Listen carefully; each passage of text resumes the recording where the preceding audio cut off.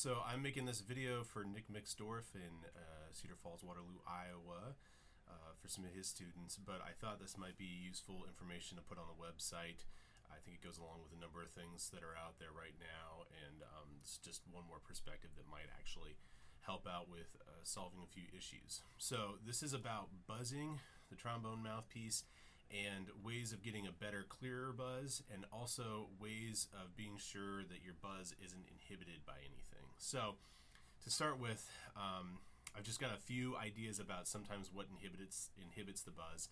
I mean, some of this is stuff that's almost too much information for students, so sometimes you just need to work on buzzing with the mouthpiece, buzzing with a cutaway, and making sure that that's really happening, and not really talk a lot about the mechanics of it. But from a teaching perspective, I think there are some things that you can be aware of that will help make the buzz better, and things that, at least if you as a teacher understand what's going on with the student's embouchure and setup, then you can be sure that you work with them specifically on that stuff. So there's a few things that tend to happen, and all of this is essentially related to forcing the buzz, or trying to make the buzz really happen, especially when our players are younger and they just want to play the trombone. So the biggest thing that I find happens is actually that many of our students are clamping their front teeth down, and then when they blow air, or when they're allowing the air to pass towards the lips, the teeth are in the way, and they're either down all the way and then air can't get past them in the embouchure, something kind of like this. So that's a really disturbed air, or they're not open far enough for the air column to get past and get to the lips, and then we kind of end up with sometimes a disturbed air column, or that sometimes leads to like double buzzing and stuff like that. So it's a more like, and it's really hard to get a fast enough air column past the lips in order to make a buzz happen. So if your teeth are too far together, that could be, or if you're having trouble with a buzz, that could be one of the things that's in the way. Another thing that sometimes happens that doesn't allow the lips to buzz without the mouthpiece really being sealed against the lips, or the trombone, the back pressure of the trombone, is if the corners, instead of being set in a standard place that allows for a good aperture in the lips, sometimes the corners are too far back. And I sometimes I call this the smile, but students kind of look like the Joker when they're playing. They can kind of move the chops, the corners up and down, to stretch the lips out more and more and make them thinner. They get a higher pitched buzz, but when the trombone's on their face. But then when they try to do it with just the mouthpiece, or sometimes without the mouthpiece, they can't do the same thing. So working on keeping the corners set, I think is pretty important. And then sometimes the lips are just too tight. So I like to think of a couple different ways of setting the aperture for the lips. When I work with method students, or when I work with younger students, we talk a lot about blowing out a candle. If you're going to blow out like a birthday candle, and you just want to do it without making a big mess, you're going to make a pretty small aperture between your lips, and then you're going to blow air past them. And that action usually helps my students understand what kind of aperture they need to play the trombone. You can also use a coffee stir stick to kind of show that, or give a visual for that. Sometimes I have them blow a pinwheel. I have pinwheels, and I'll just have them blow the pinwheel. And if you blow a pinwheel pretty fast, you're going to actually use a smaller aperture, and that's going to spin the pinwheel faster.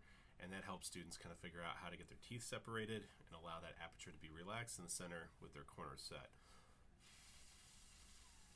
So I don't have a pinwheel right here right now, but that's a pretty good visual, and I can show you how to do that sometime if that doesn't make sense.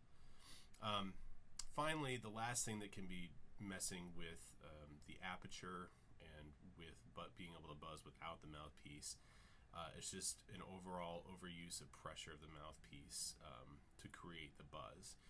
And I call this kind of like the enhanced mouthpiece embouchure, but it essentially makes it so that you can't buzz without mouthpiece pressure. And my example of this is, I'm just going to buzz like an F, and you'll notice that as I take the mouthpiece away, my buzz disappears, and as I put it back on my chops, it'll come back. And that's from the pressure of the mouthpiece stretching my lips out, essentially, and actually giving the tension to them that they need.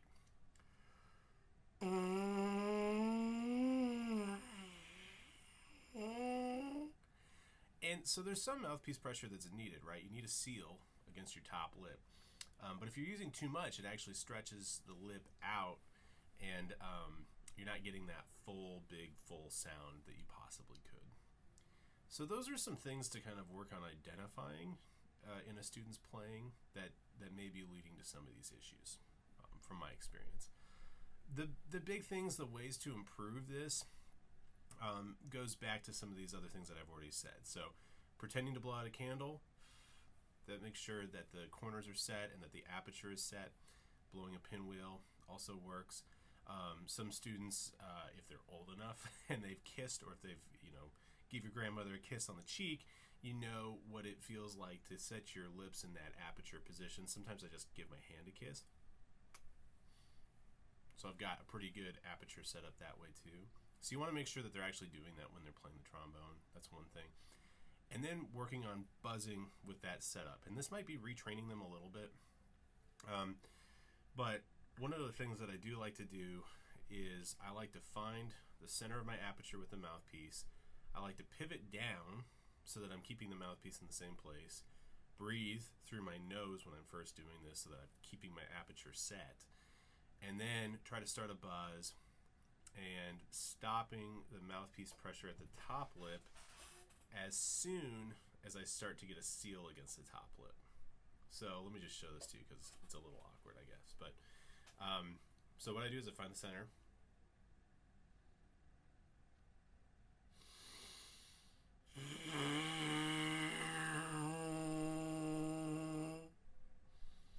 So that's one way of kind of retraining the body to really keep an aperture. But what I found is that a lot of students end up with a stretched out aperture that's not full in the center and doesn't allow the lips to really vibrate. And they've been depending on the mouthpiece to stretch that lip out in order to get a good buzz. So that pivot system that you were asking about works pretty well, but you're going to have to train the students on how to keep their corners set. And that goes back to blowing a pinwheel, blowing out a candle, that sort of thing. A couple other ways of training this. I think the pivot system works pretty well. I think it's also important to just be able to buzz on the mouthpiece and be able to buzz with a really full tone. And what most students are going to find is that it takes a ton of air, really a lot of air, and maybe more air than they've been using, because you can get an okay sound on the trombone with not very much air. But if you use more air and faster wind is really the key, then you'll get a fuller sound. Now, I wouldn't necessarily want to play the trombone with that kind of wind because it's too much, it's overpowering. But that would at least provide the student with some sort of aural cue as to how they need to do that. So, two other ways of practicing this is you can use the mouthpiece visualizer for this. And a lot of my students, when they first come in, they really can't get a buzz on the mouthpiece visualizer. So if they work on getting that good clean buzz on the mouthpiece visualizer, that's going to force them to keep their corner set and have a good aperture. And sometimes I just start with buzzing one note and working on that over the course of a week, or sometimes I'll have them buzz a scale. All of this gets tiring pretty fast, so you can't work on this for a long time. It's a lot of work. It takes a lot of energy to really get all this set.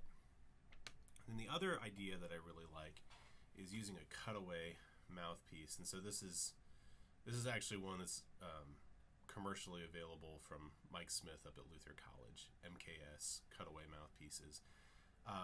This is also a diagnostic tool, but I like to use it to help students work on developing their embouchure as well. And so the way you do this is you're just buzzing with it, but it's an actual mouthpiece. So you could put it in the trombone receiver and buzz and do slide positions. You could just buzz simple tunes or one note at a time with it. You can also identify what the aperture is doing while your student's using this. Same thing with the mouthpiece visualizer, the rim visualizer. And actually see if they're actually getting wind and air past their chops. You can see if the front teeth are down and if they have a disturbed air column. So this is a pretty good tool.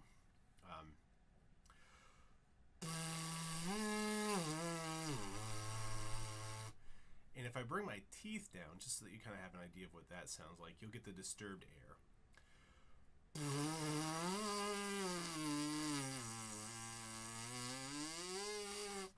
Which is just going to lead to a thinner sound, and it really reduces my range overall. So kind of the final solution is making sure that your students are using enough wind behind the buzz. And for that, I really like a Portex spirometer. And those are kind of hard to find, but I'm just going to grab one now. I think Hickey's has them now, hickeys.com.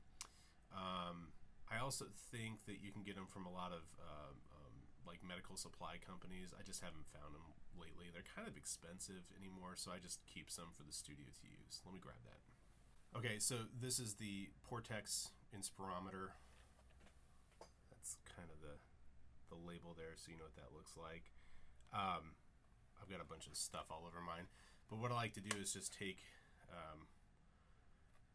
a piece of 1/2-inch PVC tubing, and this is also, I use this as a breathing tube, so you can stick this between the teeth, and that's another way of keeping the teeth separated while playing. So it's kind of a multi-use thing. Put that on the end of the inspirometer, and there's multiple settings on this. You can start with a pretty low setting for a student. Put your mouthpiece on the other end of this, okay, and then you actually tip it upside down so that it looks like that, and buzz into it. There's a ball in this chamber, and it'll pop to the top of the chamber if your student's using enough wind behind the buzz. If they're not, it'll be like this, and the ball will not go to the top of the chamber. So that's like a muscle engaged buzz.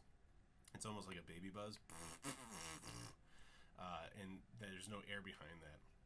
So those are just some ideas about things that could be happening to not allow a free buzz, even just a very basic free buzz, to happen. So I hope that helps just a little bit. And if you've got further questions, please don't hesitate to let me know. I'm happy to help out.